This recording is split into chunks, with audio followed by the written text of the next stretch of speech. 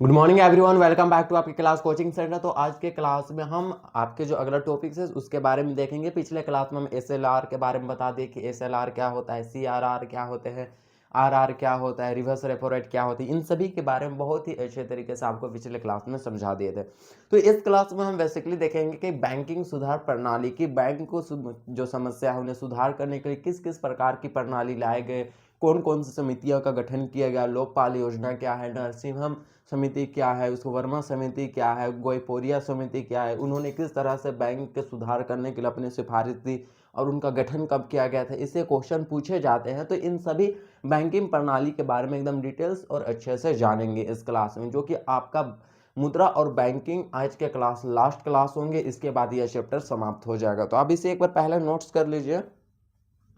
जैसे कि आपका यहाँ पे है बैंकिंग प्रणाली सुधार में, ये है आपके समिति द्वारा रिपोर्ट में की गई सिफारिश, ये है। ये आपको याद रखना है, गोयपोरिया समिति और उसके समिति सिफारिश क्या किए थे उनका, ये भी। उसके बाद नरसिंहम समिति देखना है 1991 में। नरसिंहम समिति की सिफारिश को देखना है, उन्होंने क्या क्या सिफारिश किए।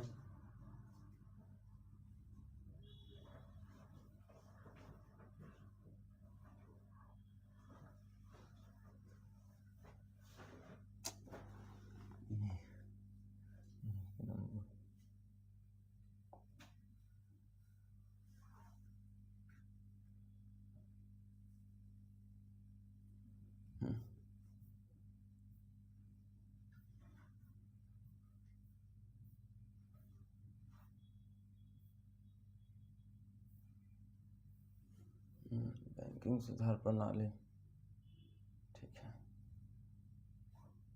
हाँ, नरसिंहम समिति की सिफारिश के बारे में देख रहे हैं। ये है उनकी सिफारिश, जहाँ से लिखे तो वहाँ से लिख लीजिए।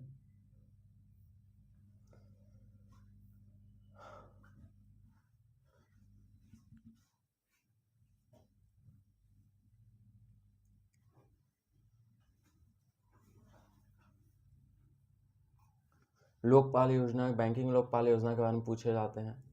नरसिंहम समिति द्वितीय, ये है। और इनकी सिफारिश, क्या क्या सिफारिश इन्होंने किया थी, ये देख लीजिए। एक है वर्मा समिति, वर्मा समिति के सिफारिश पर ही प्राइवेट बैंकों की नियुक्ति की गई थी, तो स्थापना की गई थी।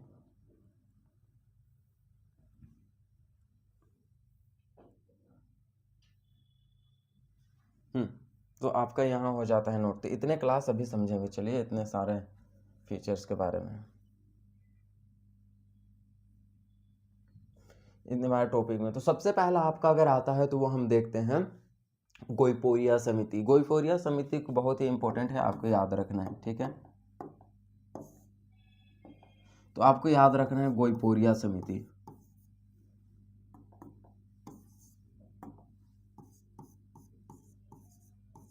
गोयपोरिया समिति,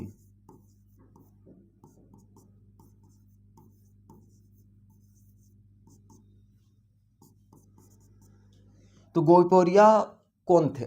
गोयपोरिया कौन थे? तो सबसे पहले हम जानते हैं कि गोयपोरिया, तो गोयपोरिया जो थे वो एसबीआई बैंक के अध्यक्ष थे। आपको पता है कि अध्यक्ष थे गोयपोरिया एसबीआई बैंक के। इन्हीं के सिफारिश पर, मतलब इन्हीं की अध्यक्षता पर गोयपोरिया समिति का गठन किया गया। गोयपोरिया समिति ने, कहा गया कि गोयपोरिया समिति को बैंक में क्या क्या समस्याएं हैं, क्या समस्या नहीं है, इन सभी के बारे में अच्छे से हमें डिटेल से जानकारी दे। तो गोयपोरिया समिति छानबीन करना चालू कर दिए, बैंक में देखना प्रारंभ कर दिए कि कहाँ क्या समिति। 1990 ईस्वी में इसका गठन किया गया था और 1991 ईस्वी में इन्होंने अपना रिपोर्ट दिया। तो गोयपोरिया कौन थे भाई? तो गोयपोरिया एक अध्यक्ष थे, किसके?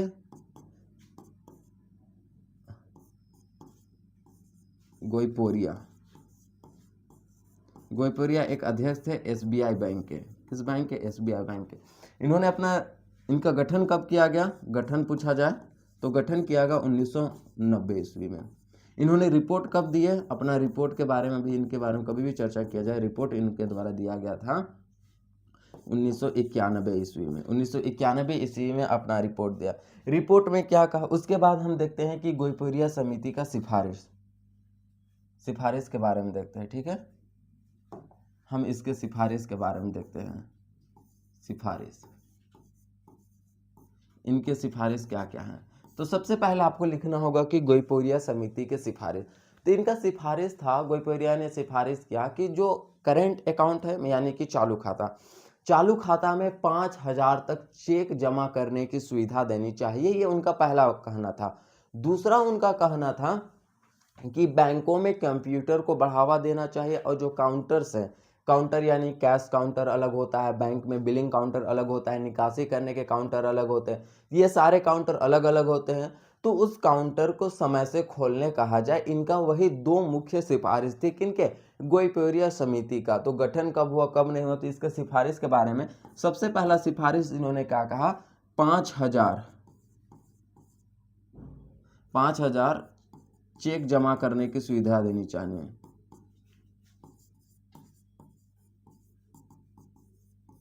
यानी कि सुविधा, ठीक है, दी जानी चाहिए। 5,000 चेक जमा करने की सुविधा देनी चाहिए। दूसरा क्या था, इन्हें कंप्यूटर को बढ़ावा देना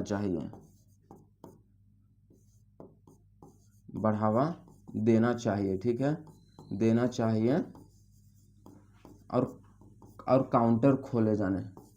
काउंटर समय पर खोले जाने चाहिए, काउंटर समय पर खोले जाने चाहिए।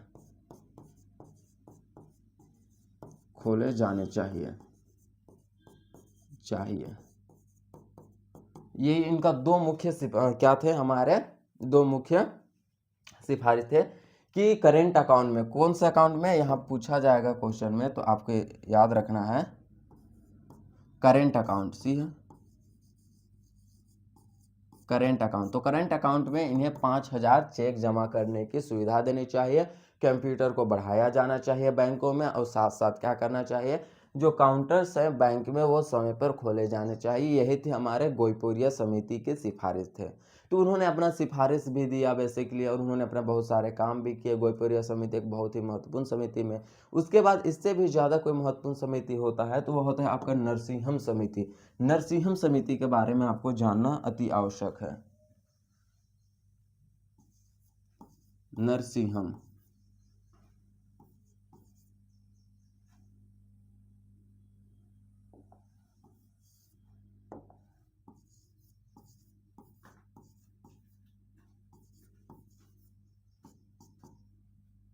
समिति।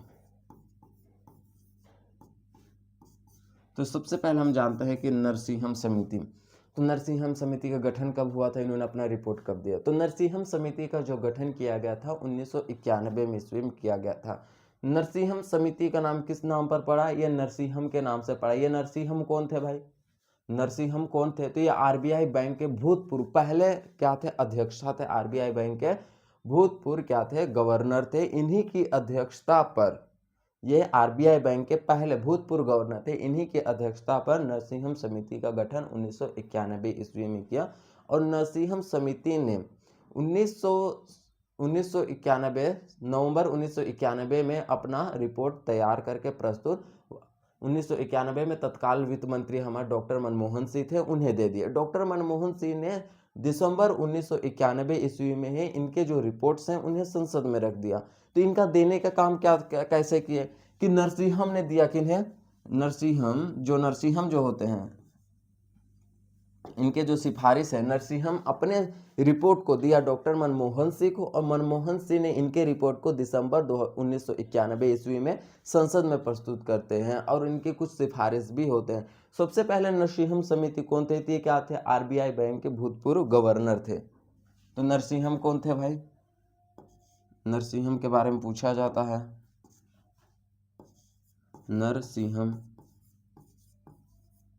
नरसिंहम आरबीआई के गवर्नर क्या थे, आरबीआई के गवर्नर, भूतपूर्व गवर्नर, ठीक है।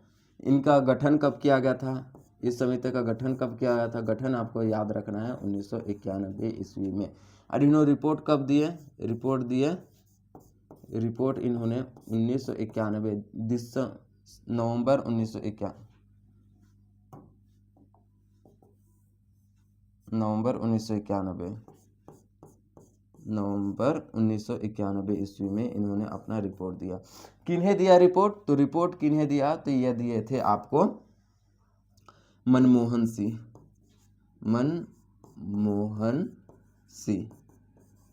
आपको याद होगा कि 1991 के जो उदारीकरण डॉक्टर मनमोहन सिंह के ही सिफारिश पर लाया गया था। उस समय के जो वित्त मंत्री थे डॉक्टर मनमोहन सिंह थे। तो नरसिंहम ने अपना रिपोर्ट किन्हें दिया, मनमोहन सिंह को दिया। और मनमोहन सिंह ने संसद में इस रिपोर्ट को कब पेश करते हैं, तो संसद में इस रिपोर्ट को दिसंबर में करते हैं। दिसंबर 1991 ईस्वी में ही इस रिपोर्ट को कहाँ पे, संसद में प्रस्तुत करने का काम मनमोहन सिंह को करते हैं। आपको नवंबर और दिसंबर आपको याद रखना है, एटलीस्ट 20 नवंबर और यह है 17 दिसंबर, तो ये आपको याद रखना है। अब हम जानते हैं कि जो नरसिंहम समिति है, नरसिंहम समिति का गठन कब किया गया, उन्होंने रिपोर्ट्स कब दिए, किन्हें दिए, उनके बाद वो किन्हें दिए, मनमोहन सिंह किन्हें संसद में कब प्रस्तुत की, ये सारे आप डिटेल समझ गए। हम जानते हैं कि नरसिंहम समिति के सिफारिश, तो सिफारिश के बारे में जानते हैं।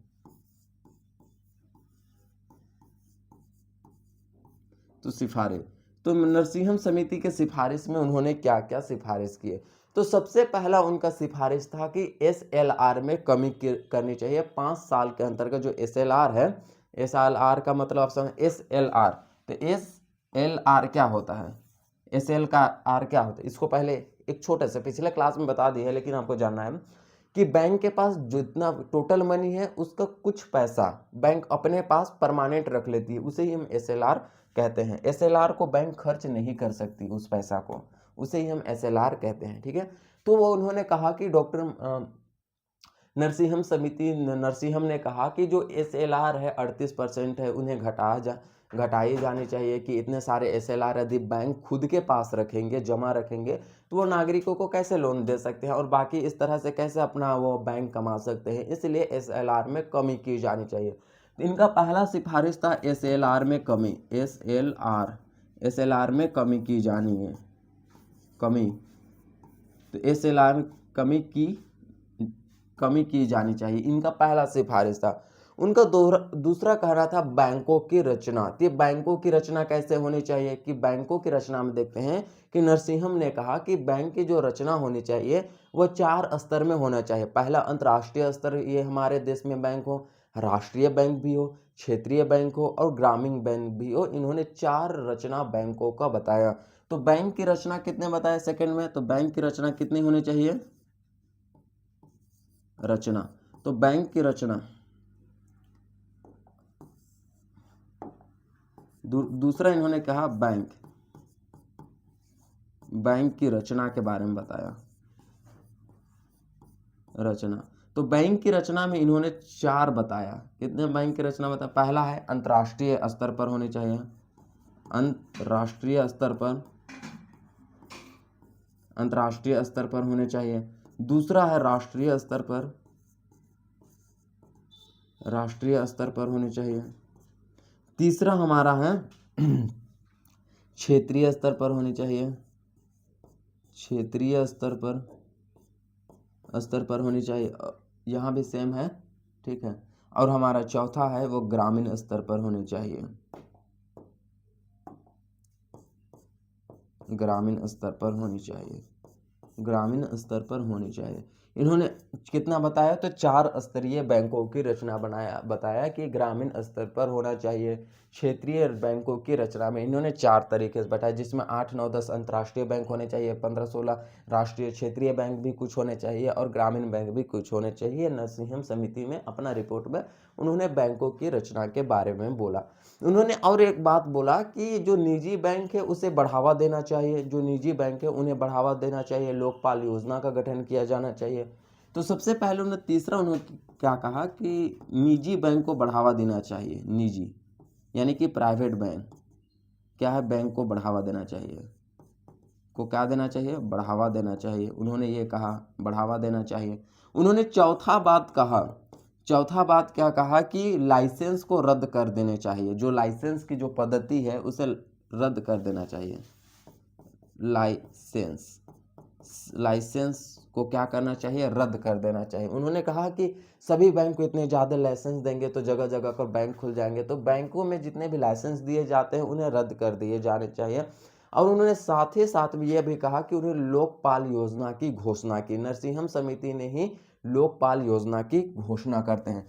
तो उन्होंने पांचवा कहा लोकपाल योजना, किसके, लोकपाल योजना, लोकपाल योजना, लोकपाल योजना की घोषणा की।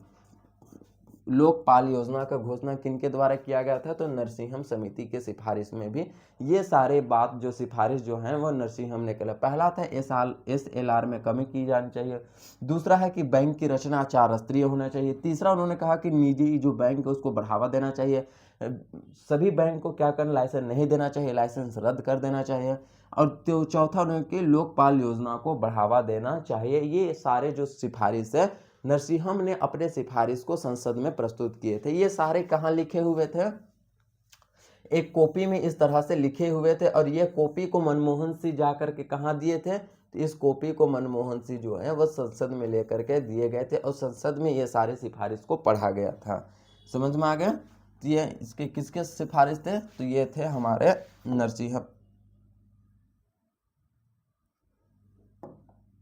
नरसिंहम समिति के सिफारिश थे। हम अगला देखते हैं कि लोकपाल योजना क्या है। आपको इंपॉर्टेंट होगा, बहुत बार आप सुने होगा कि लोकपाल योजना, ठीक है। तो लोकपाल योजना क्या है, तो लोकपाल तो एक योजना है। आपको जाहिर सी बात समझ में आ रही है कि लोकपाल क्या है, एक प्रकार का योजना है। लोकपाल योजना का गठन किस लिए किया गया, लोकपाल योजना के तहत ही ग्राहक प्रहरी की नियुक्ति की गई। आप बोलिएगा कि ये ग्राहक प्रहरी कौन होते हैं, ये तो बहुत ही ज्यादा पहली बार नाम सुन रहे हैं, ग्राहक प्रहरी। अब ये ग्राहक प्रहरी कौन होते हैं, जाहिर सी बात है पूछने लायक बात है। ये ग्राहक प्रहरी कौन होते हैं, इनका काम क्या होता है, इसकी नियुक्ति क्यों की गई। तो आपको समझना है कि लोकपाल योजना के तहत ही, इस योजना के तहत ही ग्राहक प्रहरी की नियुक्ति की गई थी। इसका मुख्य काम होता है कि बैंक में कोई भी व्यक्ति यदि समस्या लेके आ रहा है तो उसका समाधान करना। जैसे कि मान के चलिए मैं एक क्या हूं, मैं कुछ समय के लिए मैं ग्राहक प्रहरी हूं, आप क्या है, एक कस्टमर है, यानी कि बैंक में खाता धारक है, आप शाखा जो खाता खुलवाए हैं वो हैं। आपके बैंक में कुछ भी हो गया, कुछ भी समस्या है बैंक से रिलेटेड, तो आप किसके पास आइएगा, आप मेरे पास आइएगा। और मैं ग्राहक पर ही हूं, तो आपकी सारे समस्याओं का क्या समस्या है, क्या समस्या नहीं, इन सभी का देख रेख करने मेरा काम होगा। तो लोकपाल योजना के तहत ग्राहक प्रहरी की नियुक्ति किए गए थे।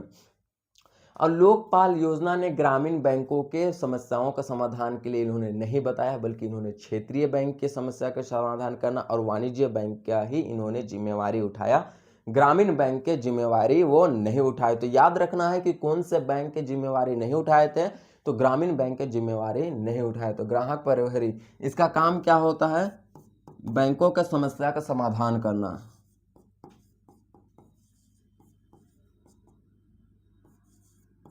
समस्या से क्या करना, समाधान करना, ठीक है। समाधान करने का काम किनका होता है, तो लोक प्रहरी का होता है। और कौन कौन से बैंक इन्होंने कहा, एक है क्षेत्रीय बैंक, क्षेत्रीय बैंक होनी चाहिए, क्षेत्रीय बैंक, और एक है वाणिज्य बैंक, वाणिज्य बैंक। तो ये इन्होंने दो बैंकों की जिम्मेवारी उठाई, क्षेत्रीय बैंक और वाणिज्य बैंक। जबकि क्या उन्होंने ग्रामीण बैंक के बारे में बोला, ऑप्शन में दे दिए जाएंगे, ग्रामीण बैंक के बारे में नहीं बोला कि लोकपाल योजना के तहत कौन से बैंकों की समस्या का समाधान की जिम्मेवारी नहीं उठाया गया था, तो आपका आंसर होगा ग्रामीण बैंक। और कौन कौन से बैंकों को उठाए गए थे, तो क्षेत्रीय बैंक और आपके वाणिज्य बैंक। तो यही थे लोकपाल योजना। तो लोकपाल योजना के बारे में बार बार पूछे जाते हैं। ये लोकपाल योजना किसके सिफारिश पर गठन किया गया था, तो नरसिंहम समिति ही ने ही लोकपाल योजना का सिफारिश किया, तब इसका गठन किया गया। और इसके तहत एक महत्वपूर्ण व्यक्ति ग्राहक प्रहरी, जो कि जितने भी बैंक के कस्टमर हैं उनके समस्याओं को समाधान करने के लिए इनका नियुक्ति किया गया था। समझ में आ गया।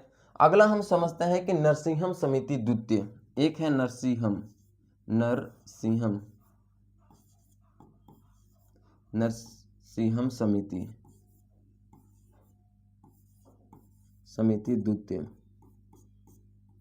नरसिंहम समिति द्वितीय, क्योंकि इसके बारे में जानना है। एक पहला नरसिंहम समिति और एक है नरसिंहम समिति। नरसिंहम कौन थे ये तो पता है कि यह क्या थे, आरबीआई के भूतपूर्व गवर्नर रह चुके थे। इनका गठन कब किया गया? तो नरसिंहम समिति द्वितीय का जो गठन है, इनका गठन किया गया था 1998 में इसका गठन किया गया था। ठीक है, अब इन्होंने टोटल बोले कि इन्होंने फिर से अपना सिफारिश दिया। 1998 में गठन किया गया था, इनका सिफारिश था। सिफारिश के बारे में जानेंगे, छोटे से हैं इनके सिफारिश। फिर उन्होंने 2 सिफारिश और किए। सिफारिश में उन्होंने क्या कहा? पहला बात तो उन्होंने कहा, सिफारिश में 2 बात कही इन्होंने। पहला बात क्या कहा? तो सिफारिश में इनके द्वारा 2 बातें कही गई।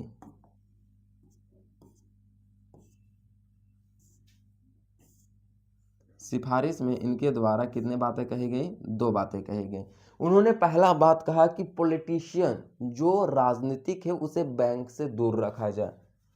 राजनीति को बैंक से दूर रखा जाए। बैंक से दूर रखा जाना चाहिए, दूर रखा जाना चाहिए। राजनीतिक को बैंक से दूर रखा चाहिए, उन्होंने पहला ये बात कहा। सार्वजनिक बैंक पर विशेष ध्यान देना चाहिए। सार्वजनिक बैंक पर ध्यान देना चाहिए। बैंक पर क्या करना चाहिए? ध्यान देना चाहिए।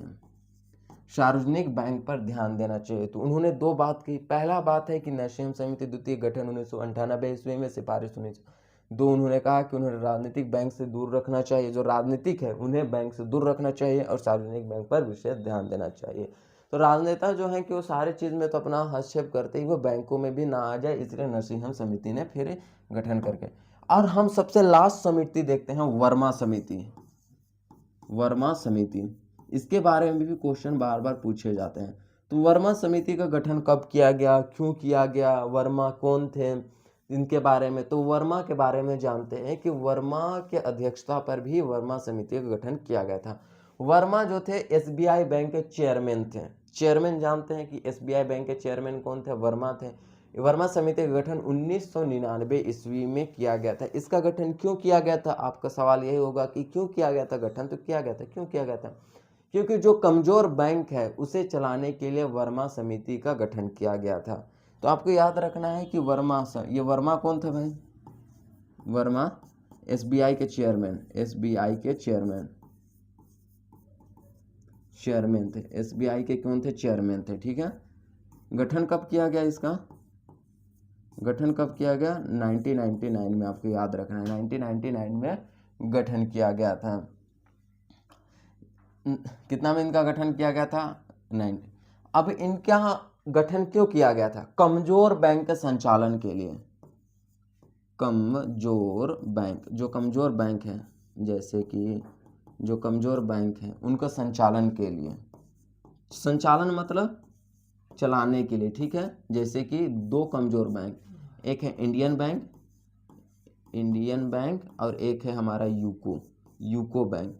ये 2 ऐसे बैंक हैं जिनकी कमजोर शाखा है। तो इन्हीं सभी बैंकों को चलाने के लिए वर्मा समिति का गठन किया गया था। वर्मा समिति ने कहा कि जो बैंक में है वहाँ कर्मचारियों की जो संख्या होनी चाहिए वो 30 से लगभग 35 होनी चाहिए। 30 से लगभग 35 जो है वह कर्मचारियों की संख्या होनी चाहिए। वर्मा ने इस तरह से रिपोर्ट दिया। तो कर्मचारी की संख्या कितनी होनी चाहिए? कर्मचारी की जो संख्या है, कर्मचारी की संख्या कितनी होनी चाहिए? तो इन्होंने कहा कि कर्मचारियों की जो संख्या है वो लगभग 30 से 35 होनी चाहिए। 30 से 35 जो होने चाहिए वो कर्मचारियों की संख्या बैंक में होनी चाहिए। ये वर्मा समिति का कहना था। वर्मा समिति की सिफारिश पर जो आरबीआई बैंक है वो बहुत सारे प्राइवेट बैंक को, पहली बार आरबीआई बैंक ने बहुत सारे प्राइवेट बैंक को लाइसेंस देने की घोषणा की कि हम क्या करेंगे, प्राइवेट बैंक को लाइसेंस देंगे। और 10 बड़े बड़े बैंकों को उन्होंने, बड़े बड़े प्राइवेट बैंकों को लाइसेंस भी प्रदान किए। और ये कब किया? और उन्होंने कहा कि आप प्राइवेट बैंक खोल रहे हैं कोई प्रॉब्लम नहीं, लेकिन आपके जमा पूंजी 100 से 200 करोड़ होने चाहिए। तो उन्होंने प्राइवेट बैंक को लाइसेंस दिया। आरबीआई पहली बार इन्हीं समिति की सिफारिश पर आरबीआई ने प्राइवेट जो बैंक है, प्राइवेट बैंक को क्या दिया, प्राइवेट बैंक को लाइसेंस